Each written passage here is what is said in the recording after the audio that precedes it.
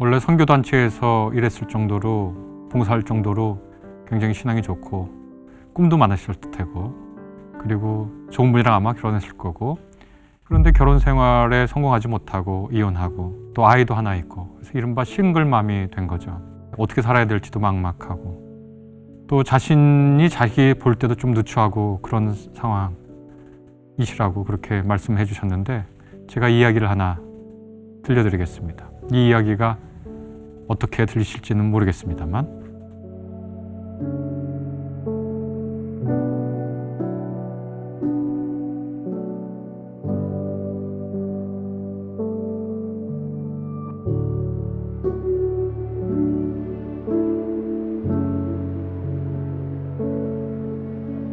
아브라함의 첩이 있죠. 우리가 흔히 하갈이라고 부르는 사람입니다. 하갈은 아브라함의 첩 이전에 사라의 몸종이었습니다. 그리고 이스마엘의 어머니이기도 하죠. 하갈은 이집트 출신이거든요. 그런데 아브라함과 사라는 이집트 출신이 아니잖아요. 아마 이렇게 저렇게 하갈을 샀을 겁니다. 노예로. 첩이고 또 몸종이고 또 이집트 사람이고, 굉장히 유대인들의 눈에 볼 때는 부정적인 이미지가 있죠. 바울이 하갈과 그의 아들인 이스마엘을 언급하면서 여종과 그 아들을 내쫓으라 이렇게 얘기하면서 율법을 행하자고 주장하는 사람들, 이 사람들은 육신에 속한 자고 지상의 예루살렘에 속한 자다, 그렇게 얘기하면서 하갈과 그 아들 이스마엘을 빗대서 얘기하면서 여종과 그 아들을 내쫓아라 라고 얘기합니다. 하갈에 대한 부정적인 시선이 있습니다. 근데 가만히 살펴보면 이것이 바울이 어떤 말을 하기 위해서 인용한 거지 아주 정확한 얘기는 아닌 것 같아요. 왜냐하면 하갈은 이집트 출신이고 율법하고 아무 관련도 없고 더구나 예루살렘하고는 더 관련이 없죠. 아마 약속의 자손과 약속의 자손이 아닌 사람들을 대비하는 과정에서 약속에 따라 난 그리스도와 그리스도의 복음을 그렇지 않은 사람들과 맞바꾸려고 하는 갈라디아 사람들의 어리석음을 보고 구약의 이야기를 전유해온 것 같아요. 그래서 바울의 서신 갈라디아서 4장에서 하갈과 그 아들이 굉장히 부정적으로 나타납니다. 이것이 사실은 창세기를 보던 중세나 근세 사람들의 눈이기도 합니다. 여러 그림들을 살펴보면 사라가 아이를 못 낳으니까 하갈을 데리고 자기 아브라함이 있는 침소로 안내해주는 그런 그림들이 있습니다. 그렇게 그냥 중립적으로 그리는 것이 있고, 더 나아가서는 아주 하갈이 교태를 부리는 듯하고 아브라함은 그 교태를 부리는 하갈에게 넋이 나간 것처럼 이렇게 묘사하니까 굉장히 부정적으로 그려지죠. 사라는 아이를 못 낳는 상편인데 그 여종인 하갈이 굉장히 육감적으로 나오면서 아브라함을 유혹하는, 그러니까 좀 못되게 보이죠. 못된 시선을 받게 되죠. 부정적인 시선을 받게 되죠. 그런데 가만히 생각해 보면 참 하갈 불쌍한 사람이지 않습니까? 생각해 보세요. 부모가 그 사람 판 거예요. 이집트 출신이었다고 하는데 저기 갈대아 우르부터 해서 하란에서 팔레스타인 오고 가고 하는 그 아브라함의 부인인 사라의 몸종이 되었다는 건 어디 이 하갈이 팔린 이 하갈이 흘러 사라의 몸종이 된 거죠. 이 하갈은 아주 노인인, 자기가 주인으로 섬기던 그 노인의 씨바지가 된 거죠. 그리고 여기서 낳은 자식은 자기 자식도 아니에요. 사실 사라한테 줘야 하는 자식이거든요. 그리고 자기가 아이를 임신하니까 이제 하갈도 임신한 아이를 낳을 여자가 된 거잖아요. 그러니까 조금 얼굴을 이렇게 고개를 펴고 어깨를 펴고 고개를 들었나 봐요. 그랬더니 사라가 바로 학대를 해가지고 우물가로 쫓겨나게 되죠. 너는 아이를 가졌어도 여전히 몸종이야 라고 얘기합니다. 그리고 결국 사라가 아이를 갖고 아들인 이삭을 낳으니까 아까 창세기 21장 10절에 있는 말처럼 사라가 아브라함에게 얘기합니다. 여종과 그 아들 내쫓으세요. 이스마엘이 우리 이삭 때려요. 아니, 부모, 형제들은 다 싸우면서 큽니다. 그런데 그걸 못 견디는 거죠, 사라가. 그랬더니 아브라함이 하갈과 이스마엘 내보내면서 창세기 가만히 읽어보십시오. 뭐 줬는지. 빵 한 덩어리하고 물 한 부대 줬습니다. 그거 굉장히 이상하지 않습니까? 제가 지금 정확한 문헌 이름은 잊어버렸는데 고대 메소포타미아에서 나온 문헌, 바빌론 문헌인가를 보면 어떤 사람이 어떤 남자가 자식이 없어서 자식을 낳고 싶어서 씨바지를 드려요. 임신하고 있는 동안 잘 먹고 대우해줘야 되고, 이 여인이 아들을 낳으면, 혹은 자식을 낳으면 자식을 데리고 오고 이 여성은, 씨바지 여성 내보내면서 빵 한 덩이하고 물 한 포대 주는 일은 없어요. 가축 주고 뭐뭐 줘서 내보내라, 이렇게 품목이 적혀 있더라고요. 그러니까 그거랑 아브라함이 한 일이랑 비교해보면 말이 안 되는 거예요. 어떻게 자기 자식을 낳아준 여인을 내보내면서, 그건 부인이잖아요, 여하튼. 그러니까 쳐다보면 쳐다볼수록 그 이야기를 읽을수록 불쌍해요. 렘브란트의 그림을 보면 렘브란트가 하갈을 내보내면서 계단 가운데 서 있거든요. 근데 두 팔을 이렇게 벌리고 서 있는데 사라가 있는 집 쪽이 약간 높아요. 그러니까 그쪽이 더 약간 높다는 거겠죠. 사라는 집 안에 숨어서 아주 그 묘한 웃음을 띠고 있고요. 저 집안 구석에 보이지 않는 그늘에 큰 모자를 쓴 이삭이 숨어 있습니다. 부잣집 도련님처럼. 어떻게 보면 얄미워요. 그리고 그 밖으로 하갈과 이스마엘이 쫓겨나고 있는데, 이스마엘은 무슨 상황인지 파악을 못하는 것 같은 어린아이의 모습처럼 되어 있어요. 왜 우리가 집을 나가지? 엄마는 왜 울지? 하갈은 그냥 그 손수건으로 푹 얼굴을 가리면서 울고 있죠. 참 불쌍한 장면입니다. 제가 렘브란트가 재치 있다고 생각한 거, 거기 개가 한 마리 나오는데 개가 계단을 내려와서 하갈을 배웅하는 것처럼 되어 있어요. 거기서 참 인간적인 것은 개밖에 없다, 그런 생각이 들 정도예요. 개는 신분 안 따지니까 하갈이 종인지 이스마엘이 첩의 자식인지 서자인지 그런 거 안 따지잖아요. 개는 자기에게 친하게 잘해줬던 존재면 다 자기랑 친한 존재니까 오히려 개보다 못한 거죠. 인간들의 윤리와 도덕이라는 게, 렘브란트가 그런 걸 고발하고 있는지도 몰라요. 그런 두 번째 시선이 있습니다. 동정적으로 보는. 근데 제가 프레데릭 구달이라고 하는 분의 그림을 보다가 굉장히 큰 충격을 받았습니다. 예전에는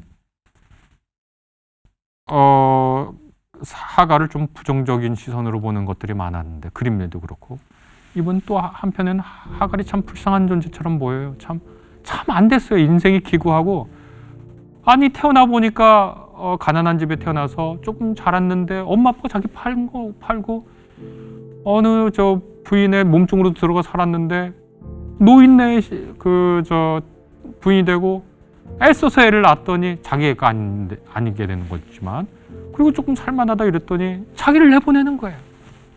참 안 됐죠. 그렇게 불쌍한 시선으로 보다가 그 프레드릭 구달의 그림을 보고 깜짝 놀랐어요. 하갈이 굉장히 건장하게 나옵니다. 그리고 주먹을 꼭, 오른손을 보면 주먹을 꼭 쥔 채 앞을 향해 걸어가고 있습니다. 뒤돌아보지 않고. 그 옆에 있는 이스마엘은 어린아이이지만 물동이를 머리에 이고 두 손을 꼭 쥐고 입을 다물고 앞을 나가는 건강하고 진취적이고 운명에 맞서 있는 자기 엄마를 바라보고 있습니다. 그런 엄마를 배우겠죠. 구달은 그 그림을 이집트 시리즈로 그렸는데, 어떤 집에 갔더니 그 친오빠가 자기 여동생을 그렇게 학대를 하는 거예요. 근데 그 학대받고 있는 그 여동생이 바로 하갈처럼 보인 거예요. 근데 하갈을 그래서 모델 삼아 그렸는데, 그 여동생을 모델로 삼아 그렸는데, 주눅 들어 있거나 부정적으로 남자를 유혹하는 모습을 보이거나 울고 있는 여인이 아니라 주먹을 꼭 쥐고 바로 앞을 나가는 진취적인 여인으로 그린 거예요. 저는 그 그림을 보고 왜 이 화가가 이렇게 그림을 그렸는지 궁금해지기 시작했고, 다시 창세기를 읽기 시작했습니다. 그랬더니 아주 놀라운 구절들이 있더라고요. 우선 제가 가장 그걸 읽고 나서 어떻게 이름을 쳤냐면 믿음의 조상 하갈이라고 한번 불러봤습니다. 하갈이 임신을 하고 자기 주인이 학대를 하니까 집에서 가출을 해요. 그래서 셈에 갔는데 그 셈에서 그 천사가 그 하갈을 그 집으로 다시 돌아가라고 이렇게 격려합니다. 그런데 그 주님의 천사가 하갈을 그냥 단지 집으로 돌려보낸 게 아니에요. 일단 천사가 나타나서 너 아이 가졌지? 그 아이를 통해서 수많은 자손들이 태어날 거야. 이거 일본식 용어이긴 하지만 수태고지입니다.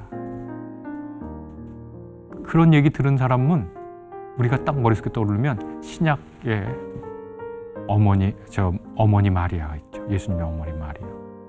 그리고 많은 자손을 낳게 될 거야라는 건 아브라함의 이야기잖아요.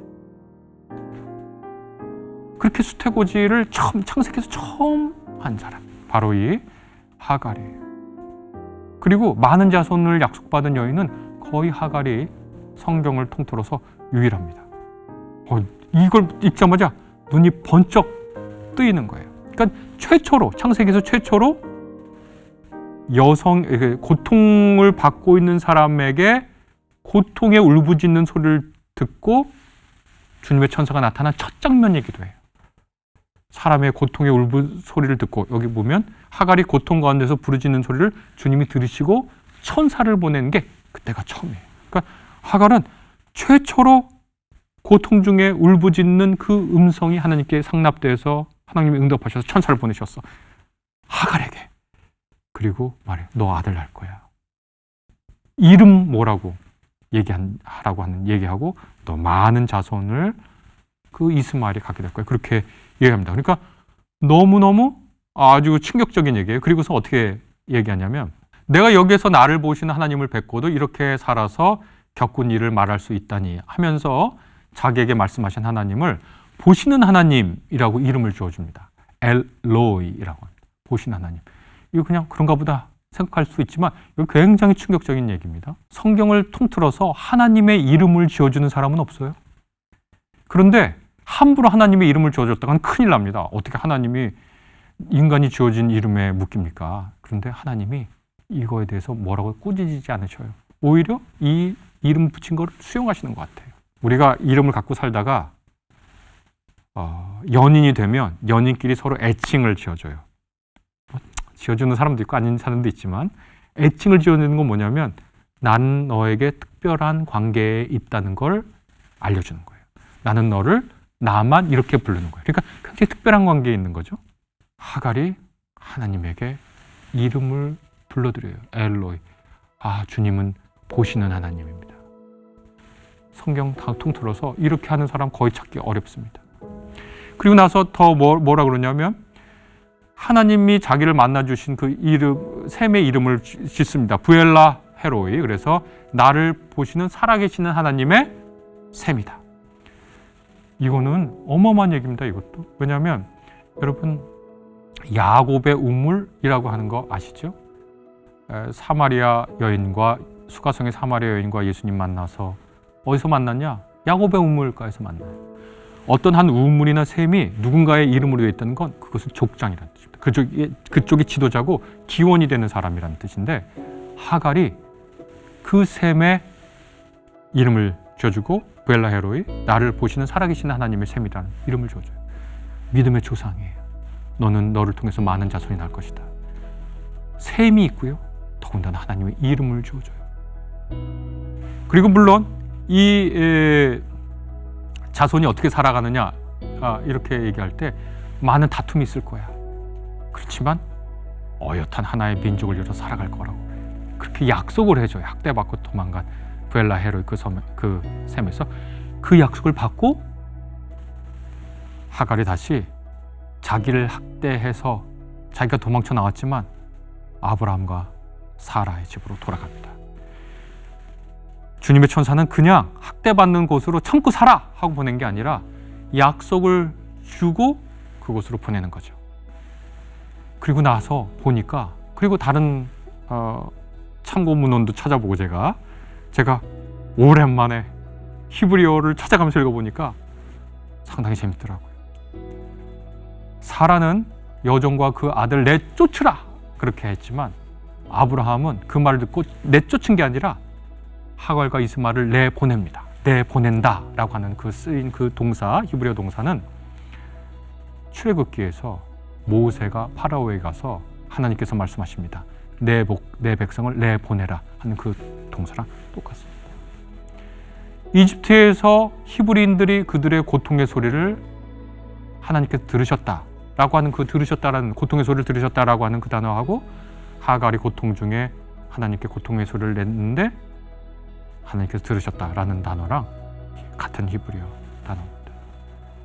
그 관찰에 이르게 되자 하갈의 이야기하고 출애굽의 이야기랑 굉장히 많이 겹친다는 걸 알게 됐고 실제로 이러저런 논문을 찾아보니까 그렇게 주장하는 학자가 있더라고요. 하갈이 아브라함과 사라의 집에서 나온 거하고 히브리인들이 이집트를 탈출한 얘기하고 굉장히 공통되는 주제가, 공통되는 단어가 굉장히 많다. 그런 논문들이 있더라고요. 광야로 나선 하갈은 왜 사람 있는 대로 안 가고 광야로 나갔는지 그건 참 이해하기 어렵지만 광야로 나선 하갈은 더 이상 쫓겨나는 게 아니라 하나님의 약속을 믿고 나아가는 거구나. 프레드릭 구달의 그 그림처럼 나아가는구나.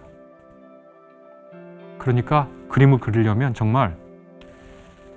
하갈을 가장 잘 보여주는 모습은 유혹하는 모습이거나 주저앉아서 울고 있는 모습이거나가 아니라 아주 근원적으로는 하나님의 약속을 믿고 주먹을 꼭 쥐고 그 약속을 믿고 나아가는데 하갈의 본질이 있구나. 그렇게 생각하게 되더라고요. 처음 질문으로 돌아와 보겠습니다. 제가 들려드리는 얘기 어떠신지 모르겠습니다. 어떤 사람들은 질문하신 분을 불쌍하게 볼 거고 어떤 사람들은 질문하신 분을 부정적으로 보겠죠. 그러나 하나님께서 어떤 약속을 하셨다면 그 약속을 믿고 굳게 나아가시죠. 하갈은 물 한 부대와 빵 한 덩어리를 갖고 자기 자식 이스마엘을 옆에 두고 주저앉아 울기보다는, 물론 그런 대목도 없죠. 살다 보면 그런 일들이 있긴 있겠지만 약속을 믿고 나아갑니다. 신앙을 가지죠. 누구도 어떤 족장보다도 위대하게 하나님에게 하나님은 나의 하나님입니다. 이름을 지어주며 특별한 관계에 있다고 주장하고 이것은 나를 보시는 살아계신 하나님의 셈입니다 하고 복의 근원이 되는 우물의 이름을 정하고 사라가 나를 내쫓은 것이 아니라 하나님이 나를 내보내십니다 라고 생각하죠. 이 하갈의 이야기가 질문하신 분에게 신앙의 새로운 용기를 불어주셨으면 좋겠다, 그렇게 생각합니다.